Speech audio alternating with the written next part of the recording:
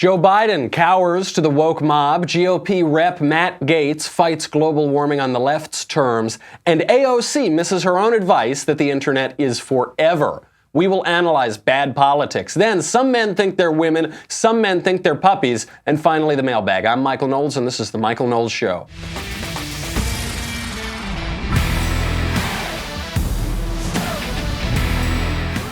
Poor Joe Biden. Poor Joe Biden. You know, I have been sort of defending him all week. I've been defending him against the charges that he's a sexual predator, or now what people are telling me. People are tweeting to me. They say, Michael, how can you defend Joe Biden?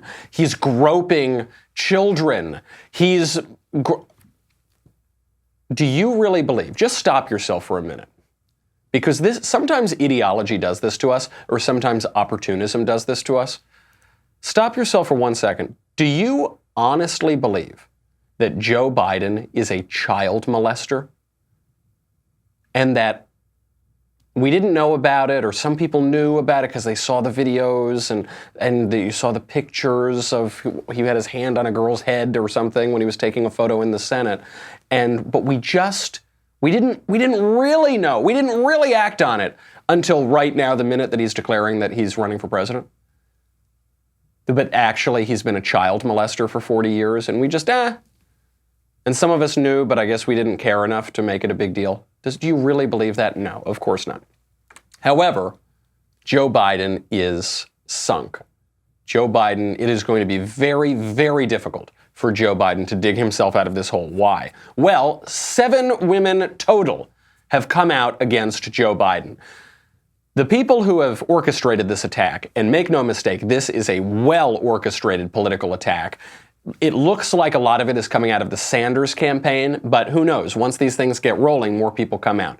Whoever orchestrated this attack has done a really great job because it's a slow drip. You had that one woman who was the big Sanders activist who said Joe Biden smelled my hair 10 years ago and therefore he's a sick monster assailant. Then you had a couple other women. One woman said Joe Biden rubbed my nose or something. He smiled at me 5 years ago and therefore he's a misogynist. He hates women. And now a few more women. Joe Biden hugged me too long once. There was one woman who said, I asked Joe Biden to take a picture with me and my husband, and when we took the picture, he put his hand on my back. Therefore, he's a sexual predator. Because how do you take a photo? Smile, hands on the back. Hey, how you doing? So now more women have come out. 7 women in total. One woman, this is my favorite one.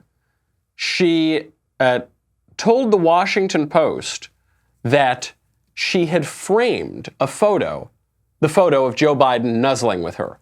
Friend had printed it out for her. She actually had framed this photo because it was really cool. She's got this photo of the vice president being affectionate with her. And only years later did she take it down during the Me Too movement because she decided, ex post facto, that it was a sexual assault. When she took it, she really liked it, framed the photograph. Then years later, it's a sexual assault because of this mass political hysteria and this cynical attack. Even so, even with 7 women coming out and saying, Joe Biden shook my hand once, therefore he's a rapist, or whatever they're saying, the reason he's sunk is not because of all that. This would have blown over. The reason he's sunk is because he's giving in to the woke mob. The reason he's sunk is because he is accepting their premises, and now it's probably over. In the coming month, I expect to be talking to you about a whole lot of issues, and I'll always be direct with you. But today I want to talk about gestures of support and encouragement that I've made to women and some men that have made them uncomfortable. And I always tried to be, in my career, I've always tried to make a human connection. That's my responsibility, I think. I shake hands, I hug people, I grab men and women by the shoulders and say, you can do this. The social norms have begun to change, they've shifted. And the boundaries of protecting personal space have been reset. And I get it. I get it. I hear what they're saying. I understand it. And I'll be much more mindful. That's my responsibility. My responsibility, and I'll meet it. But I'll always believe governing, quite frankly, life for that matter, is about connecting. about connecting with people. That won't change, but I will be more mindful and respectful of people's personal space. And that's a good thing. That's a good thing. Totally the wrong response. It's the wrong response for about 100 different reasons. First of all, why is Joe Biden in this mess in the first place? He's in this mess because the guy's basically a walking simper. He's just a set of teeth with legs. His entire political career is not based on conviction. It's based on ingratiating himself to people. That's why he does all the hugs and the kisses and the nuzzles. He just wants to ingratiate himself. And how do you ingratiate yourself? In the old school of politics, in the pre-reality TV, pre-social media, pre-Donald Trump era, you were this saccharine, pseudo-earnest, I just really care, I just really want to build people up and encourage people, and smile with my giant fake teeth and encourage people, and hey there, you can do it. And it's this overly saccharine, totally performative thing. But that was the old school of politics. That's Joe Biden's entire career. And so first of all, that got him into this mess in the first place, because all the fake little nuzzles and hugs and nose Eskimo kisses or whatever he's doing to these people does look weird in this more gritty, authentic reality TV school of politics. But what his response does is grants the premise. So he doesn't quite apologize, but what he says is, listen, we've had changing societal norms. Maybe I've made some people uncomfortable. I'm going to change that. No, don't. In this moment in politics, look, maybe this will change. Hopefully this will change in 5 years or something. At this moment, the minute that you admit fault, you're dead.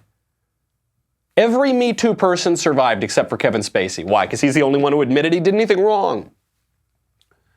Donald Trump, how many things have people lobbed at Donald Trump? Some fake attacks, some real attacks. His school of thought is that old mob school, deny till you die. That's what Joe Biden should have done here. And the reason he should have done it is because he actually didn't really do anything wrong. He's done a lot of things wrong in his political career. There are a lot of reasons not to vote for him, which we'll get to in 1 second. But in this hugging politics, that's his whole politics. That's retail politics. What his response should have been, because he should have released a response.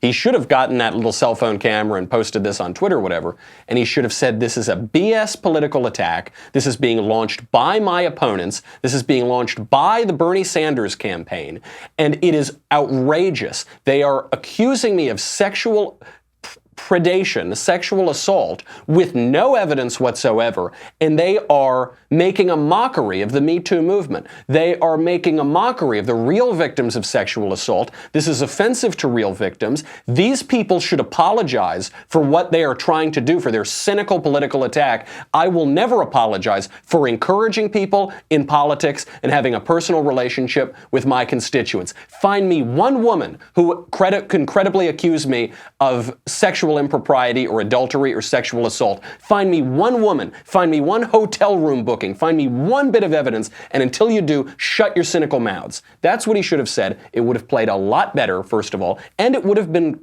correct. It would have been just. The one thing you can't get Joe Biden on, as far as we know, is sexual misconduct. He'd probably be in a better space if you could. Teddy Kennedy let his mistress drown in a car. Bob Menendez almost certainly had sex with underage prostitutes in the Dominican Republic. Federal prosecutors certainly think he did. Bill Clinton, we caught Bill Clinton, and he survived impeachment. Joe Biden is sort of the exception here in that he actually isn't sexually improper. The thing to go after Joe Biden for is that he's a total hack. He is the most disingenuous, unctuous politician in the country who will say anything to win a vote because he's so desperate to appeal to every single person that he's going to nuzzle them with his nose and give them butterfly kisses. Frankly, the one way that I could see this fake scandal redounding to Joe Biden's benefit is that it seems to be covering up in the media the actual scandal that he's involved in. The actual impropriety that he's involved in, which is basically that he bullied Ukraine into paying his son millions of dollars. Oh, you haven't heard about this? I'm not surprised, because no mainstream media outlets are covering it.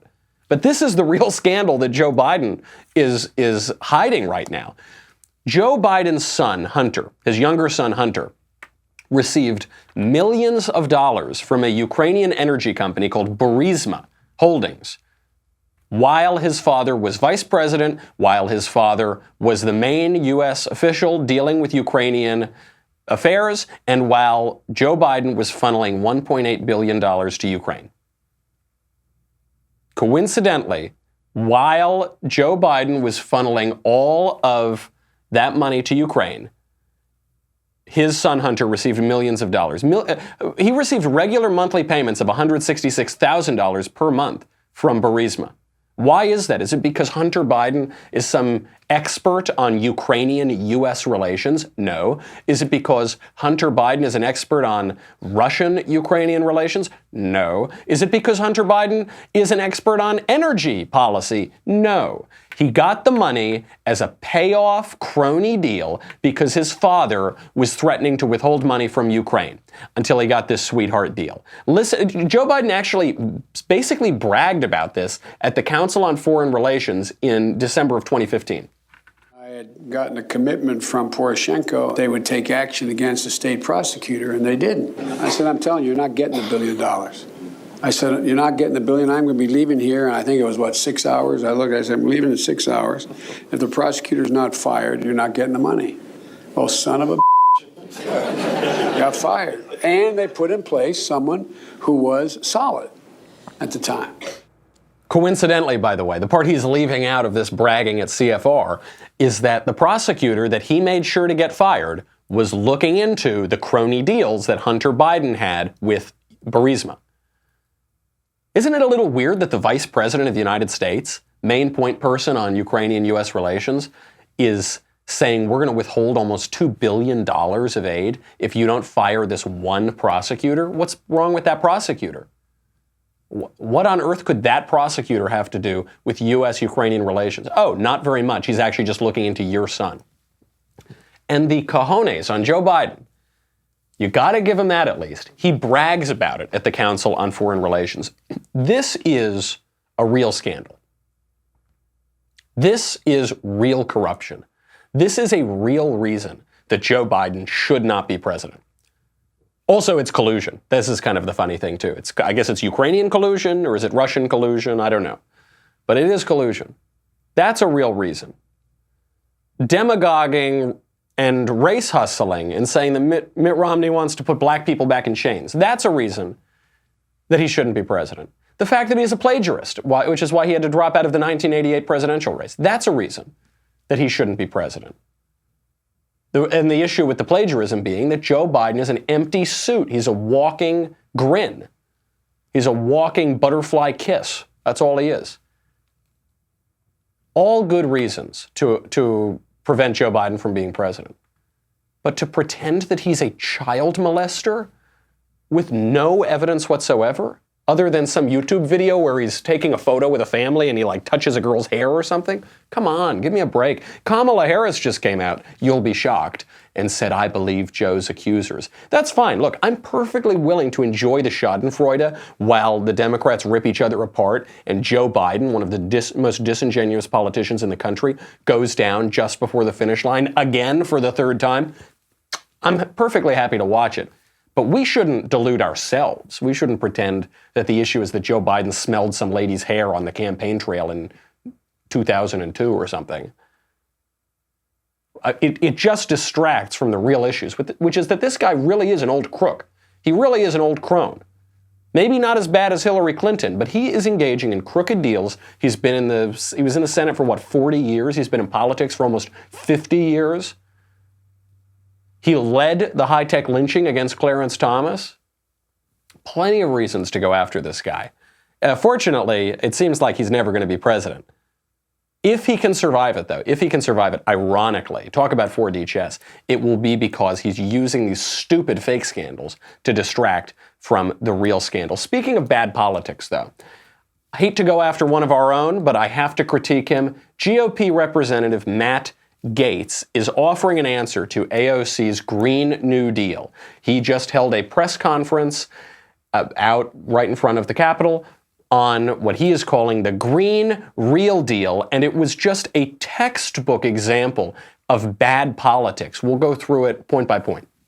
My name is Matt Gaetz. I represent Florida's 1st Congressional District. While it is above water, just yesterday, the Secretary of the Air Force, the Secretary of the Army, the Chiefs of Staff of both the Army and the Air Force testified to the House Armed Services Committee that in real time, climate change is impacting the strategic decisions that our military makes regarding weapons testing, basing decisions, the global movement of humans, and high-stakes territorial claims made by our adversaries in the Arctic. Our military does not have the luxury of an academic debate about climate change. They must respond to the reality that we face today, and so should the United States Congress. History will judge harshly my Republican colleagues who deny the science of climate change. Similarly, those Democrats who would use climate change as a basis to regulate out of existence the American experience will face the harsh reality that their ideas will fail. Today, along with other members of Congress, I'll be filing a Green Real Deal, a common sense rebuttal to the Green New Deal.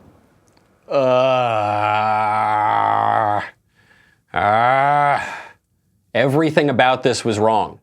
It's not even like that bad of an idea, but everything about the execution was wrong. I say this with great goodwill toward Matt Gaetz. Not a good rollout. How so? First of all the optics. When you're a member of Congress, you're basically a spokesman. You're basically a performer. You are a mouthpiece for the policy ideas that you and others around you want to pursue. That's most of your power. You don't have a whole lot of raw political power. What you mostly have is the power of a microphone and the power of television cameras.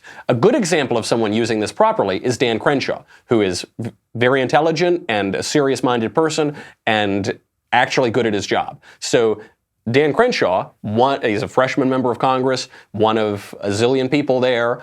He is able to use his platforms, Twitter, going on TV news, going on the internet or whatever. He is able to use those very effectively to convey important policy ideas, important philosophical ideas, important ideological ideas. Okay, this is the opposite of that. First of all, when you hold a press conference in front of the Capitol, you need to have people behind you.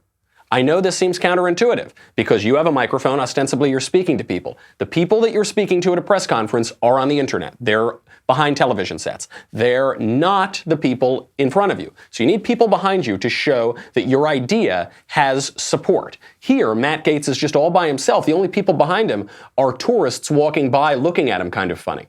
So from an optics level, not a great point. Also, he's wearing a neon green tie that makes him look silly. If he wants to wear a green tie, I like that idea. Wear a dark green tie. Wear a sober green tie. Make yourself look serious. He also has a baby blue pocket square. That clashes with a neon green tie, as do most things. Lose it. Not a good idea. Basically, 99% of members of Congress and the Senate buy suits that wouldn't have fit their own grandfathers. Tailor your suit.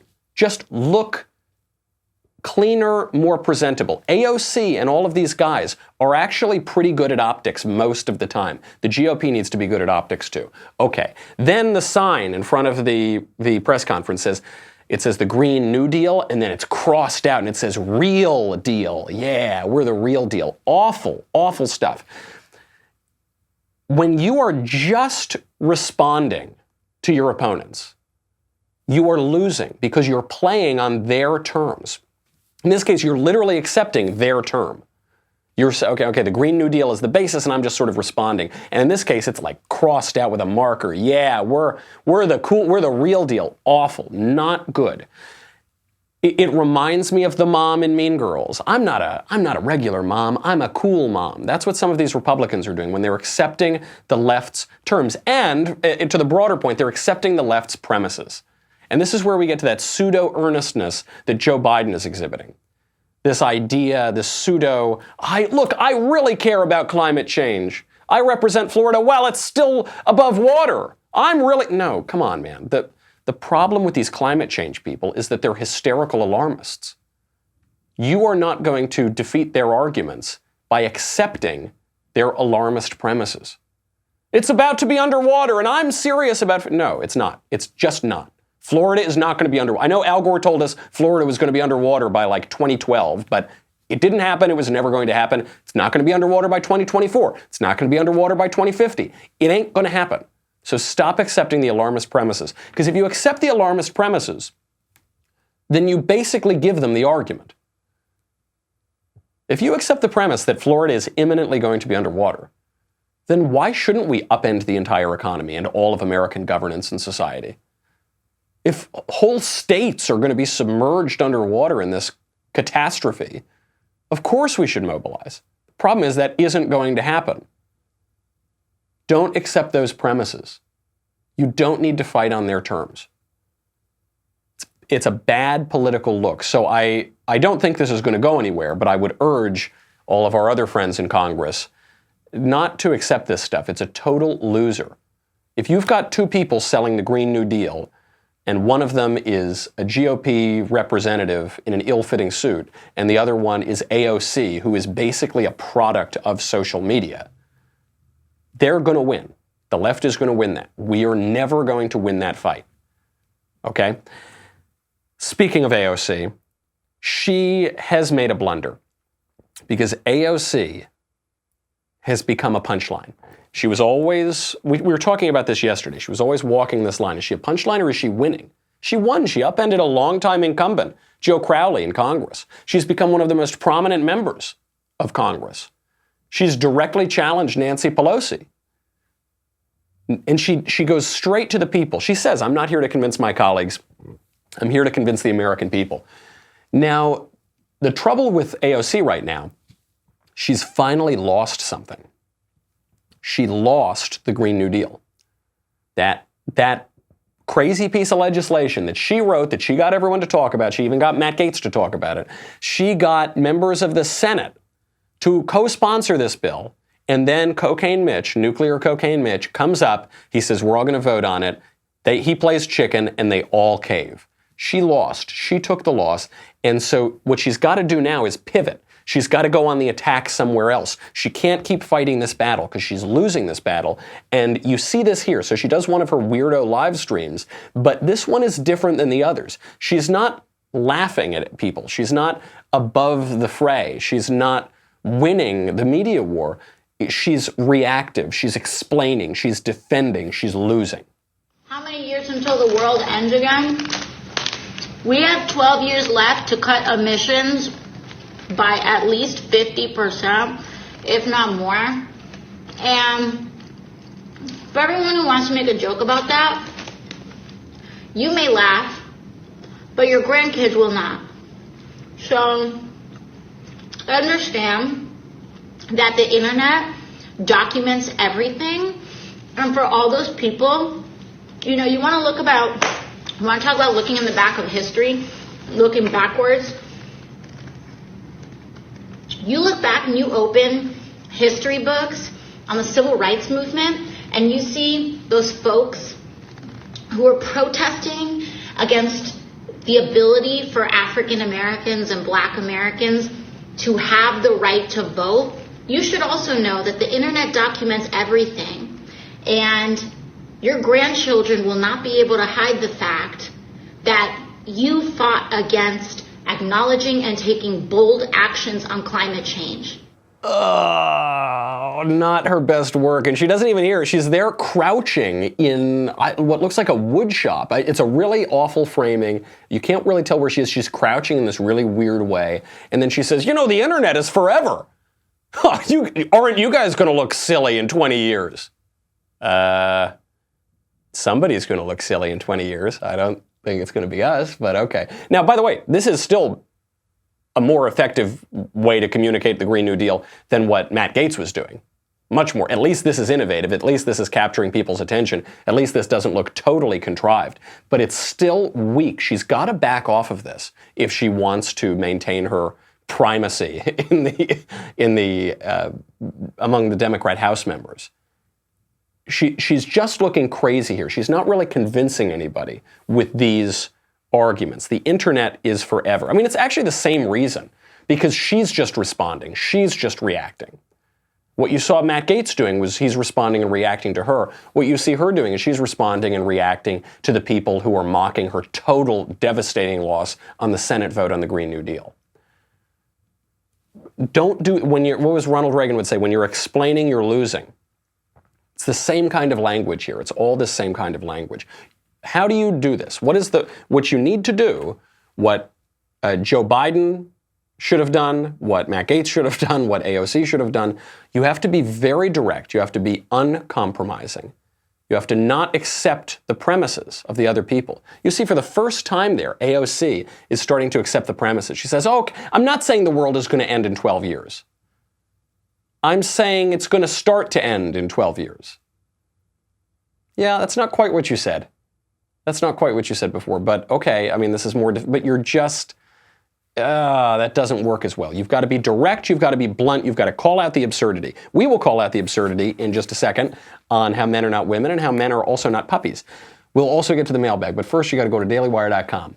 Head over there, $10 a month, $100 for an annual membership. You get me, you get the Andrew Klavan Show, you get the Ben Shapiro Show, you get the Matt Walsh Show, you get to ask questions in the mailbag. Coming up, you get to ask questions backstage, you get Another Kingdom, and you get this.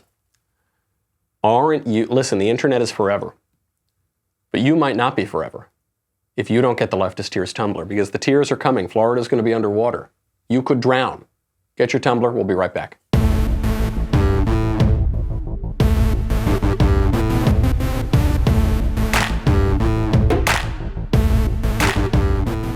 You've got to call out the absurdity directly. You've got to take it on directly, uncompromisingly. If you try to accept people's premises, if you try to be really nice and conciliatory, and I'm a really nice guy, you're going to lose. This is coming from Teen Vogue to explain to all of us why men are really women. Hi, I'm Hannah Gabby, and I'm here to tell you the binary is bullshit.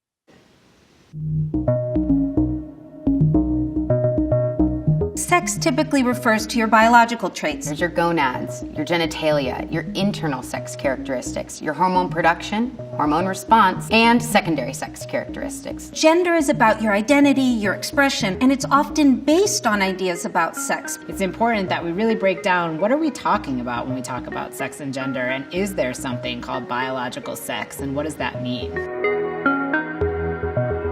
This idea that the body is either male or female is totally wrong.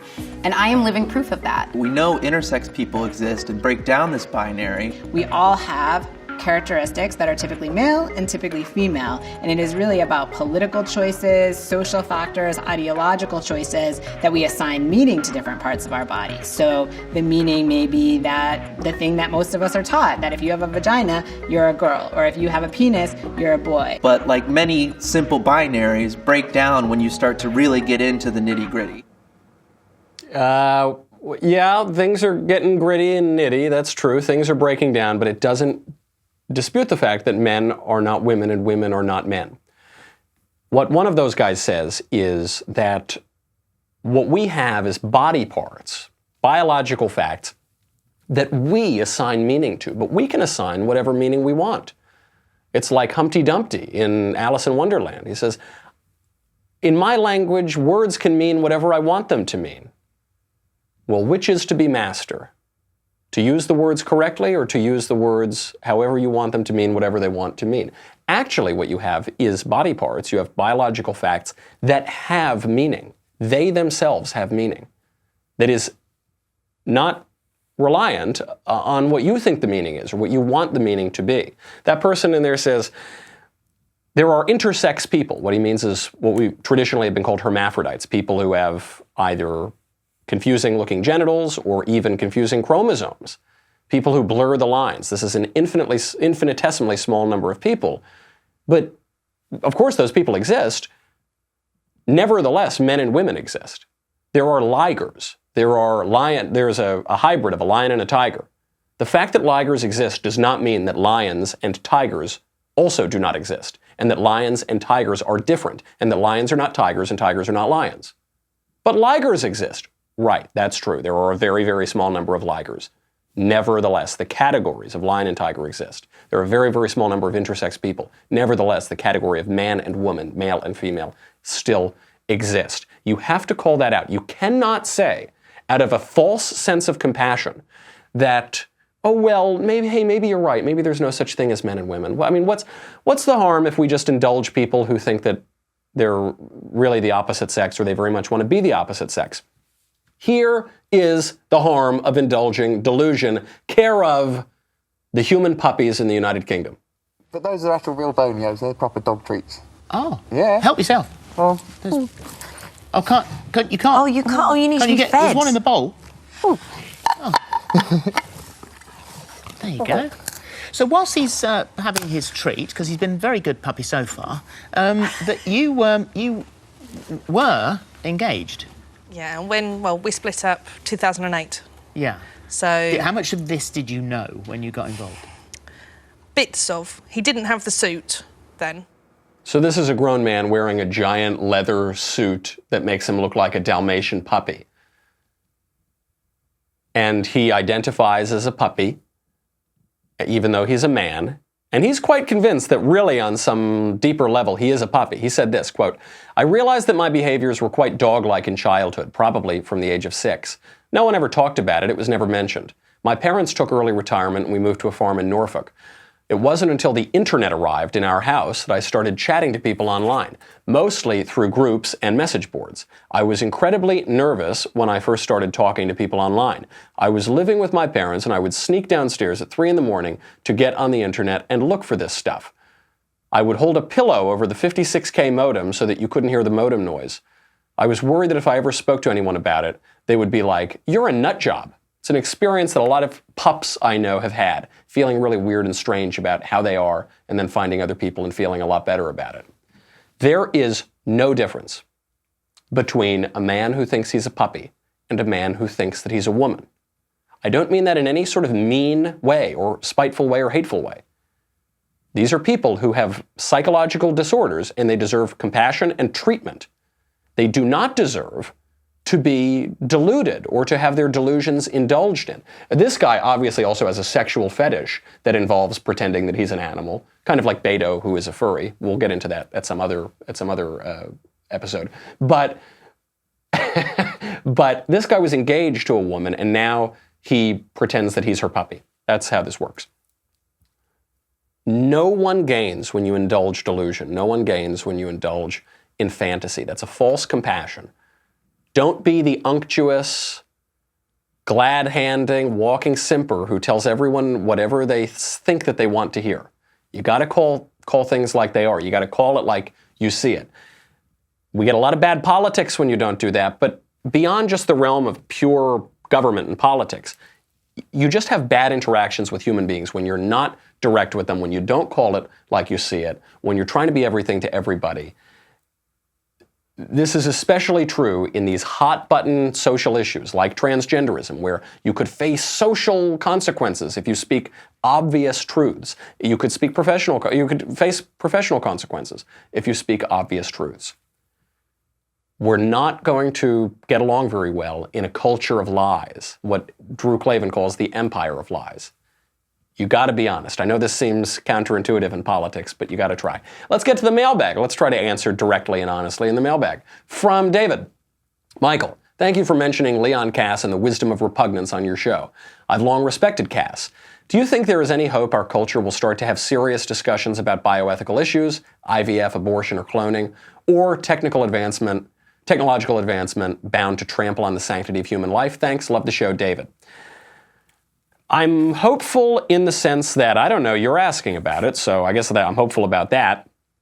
I'm hopeful because there is the alternative media, there are the new media now, so people can get into these discussions if they really seek them out. I'm not that hopeful because podcasts are a shoddy substitute for church. Podcasts are a shoddy substitute for a firm moral foundation, for a sound religious foundation. So while the new media, the alternative media, podcasts are becoming much, much more popular, church attendance is declining. Religious instruction is declining. Moral instruction is declining. Our moral vocabulary is going extinct. We're losing the ability to discuss these things. So now, even I hear self-described conservatives say this. They say, Michael, I know you're talking about the culture and philosophy and religion, but you got to talk about facts. and science and facts. You don't even know what those words mean. If you're drawing a dichotomy between philosophy and culture and religion and facts or science, then you don't know what those words mean. You lack the vocabulary to engage in those sort of discussions, which are relatively sophisticated for our debased dialogue, but they're essential if you're going to talk about fundamental questions such as abortion, cloning, in vitro fertilization, the dignity of human life. If our culture continues down that scientistic and shallow path, I can't say that I look forward to a future where we're going to be able to discuss those things in greater clarity. I think what you'll see people, society, bifurcate. You're going to have some people who have a fairly sophisticated vocabulary with which to discuss those, and then a lot of people who are simply never given that instruction from birth all the way up through adulthood. A strong, solid moral and linguistic foundation even is necessary for that. From David. Hello, Michael. For Poetry Month, I have written a haiku. Are you satisfied? Cheers, Dave. For Poetry, I have written a haiku. I'm very satisfied, Dave. From Arnaldo. Dear Pedro, some people believe that the current condition of tribalism in the parties started with the Republican Party in the Newt Gingrich transfer of power. But my Hillsdale professor says that this started after Watergate, when Democrats left Republicans in the dark in congressional affairs. When did tribalism begin? Arnaldo. Tribalism has recurred many times throughout history. If what you're talking about is our current American political tribalism, where it seems like no one can compromise whatsoever, I tend to agree a little bit more with your Hillsdale professor, but I would go back further. I think it begins with Watergate itself. I think Watergate is the moment that tribalism begins, because you had Democrats who were so furious that they lost a presidential election in a landslide to a guy that they had previously stolen a presidential election from in 1960, to a guy that they never forgave because he was correct about Alger Hiss, about a communist spy working in the federal government at a high level. He called them out on it, Richard Nixon. The left defended this guy. Richard Nixon was right. They never forgave him for it. And so what they did was they used a bunch of political dirty tricks and leaks to overturn a presidential election that Nixon won in a landslide. It was Watergate. And the Republicans let them do it because the Republicans were playing by a more dignified set of political standards. The Republicans hadn't got the message that politics was going to become utterly tribal at that point. It began then. It was totally unjust when they did it. They haven't let up since. From Seamus. Hi, Michael. What's the difference between a political philosophy and a political ideology? Under which category, if any, does conservatism fall? An excellent question. Ideology is quite specific. Michael Oakeshott, the great conservative philosopher, defines ideology as the formalized abridgment of the supposed substratum of rational truth contained in the tradition. He gives that definition in Rationalism and Politics. It's a bulky definition, so think about it. The formalized abridgment of the supposed substratum of rational truth contained in the tradition. There's another definition of ideology which is given by Slavoj Žižek, the philosopher and communist, has popularized this, although he kind of cribs it from both David Foster Wallace and Erica Jong, the novelist, which is that the way we see ideology is everywhere, even in the most mundane and trivial objects, even in toilet bowls. So in Germany, the hole in the toilet bowl is at the front of the bowl.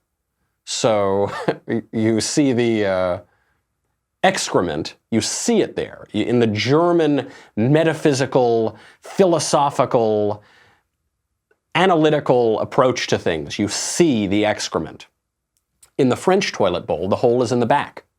It just goes right away. It's more elegant, it's more radical, it's more revolutionary. And in the United Kingdom and in America, the hole is in the bottom, but there's a lot of water all around it.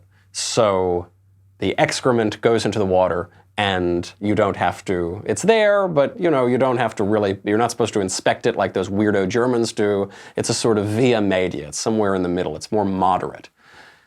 And this, he says, is ideology. Ideology, we see it in everything. It's like the John Carpenter film, They Live. It's the glasses. We have ideology on our billboards and our this and everything. And then you can put the glasses on, or take the glasses off, really is what it should be, and then you see the bare facts as they are. It's very painful to get rid of ideology. In any case, what all of those people are saying is that ideology is very narrow. You're not seeing reality unvarnished. You're not seeing truth unvarnished. We all bring ideological presuppositions to the way we view the world. Conservatism, I actually don't even use the term conservatism too much, or I try not to, because what the conservative should do is fight ideology tooth and nail as best he can. A lot of different ideologies in the conservative movement: neoconservatism, libertarianism, the religious right, all of these different ideologies. What we should do, however, is go back to that Oakeshott definition and say that what the conservative does is conserve. The conservative prefers the tried to the untried. The conservative reveres the tradition, venerates the tradition,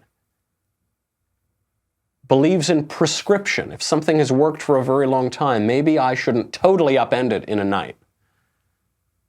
That is not quite an ideology. What that is a veneration for tradition because of the perils of ideology.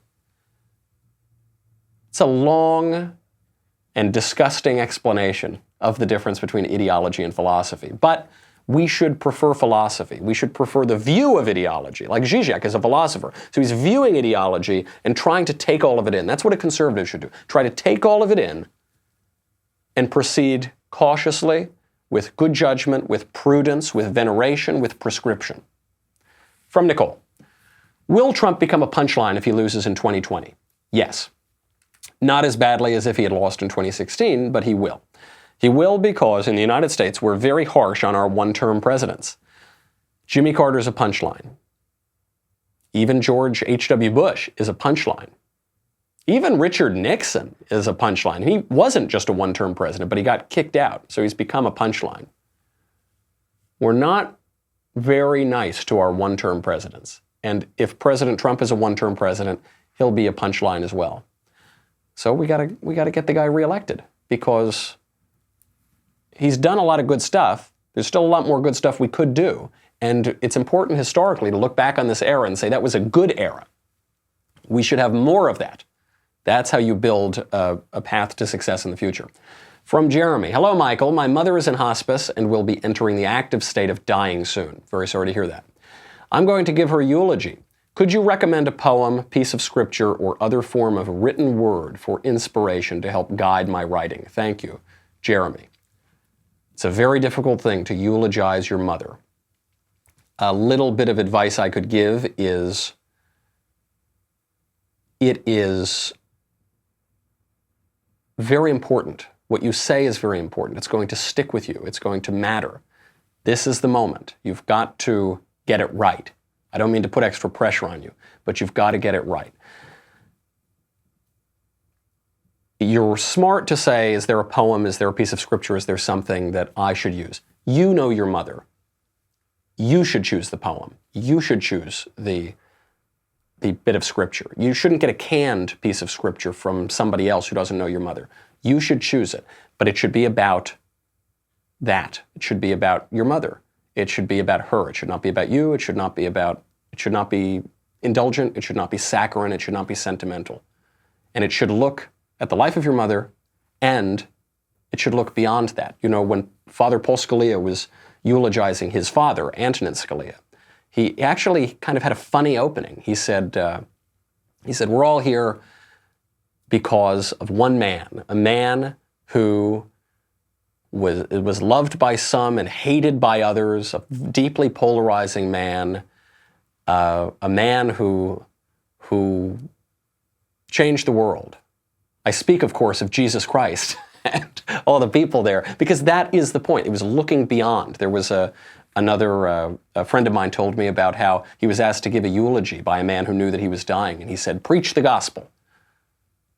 This is, I think, the right idea, because You're not just giving soft soap to people. First of all, I don't know how old you are. I don't know the circumstances. An important thing when you're eulogizing your mother, especially if you're young, is to let people know, not only will you be okay, not only will they be okay, it will be okay. Life will go on. It will be okay. And so you should do that, and then speak about her in a way that involves love and reverence and reality and respect and truth, in a way that you will be proud to do it, to look back on that later on. This may be one of the hardest things you ever do. It's going to be grueling and awful to write it and to give it. But you'll be glad that you didn't screw it up and that you didn't take it lightly. All right, we got a lot more to get to, but that's our show. Come back on Monday. In the meantime, I'm Michael Knowles. This is The Michael Knowles Show. I'll see you then.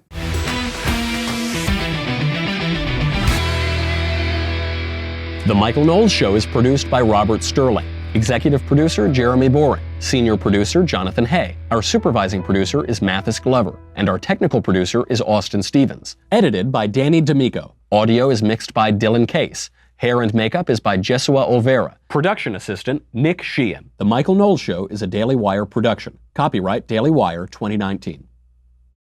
Hey guys, over on the Matt Walsh Show today, we're going to talk a little bit about this Joe Biden thing. He struggles to respect personal space. Is that a huge scandal that we should all care about? I don't think so, but we'll talk about it. Also, a woman just recently gave birth to her son's child. We will look at the lengths that people go to in order to get around biology. And also, we'll deal with this question. Should Christians cite the Bible when they're arguing about cultural issues with people who don't believe in the Bible? I say no, and I'll explain why today over on the Matt Walsh Show.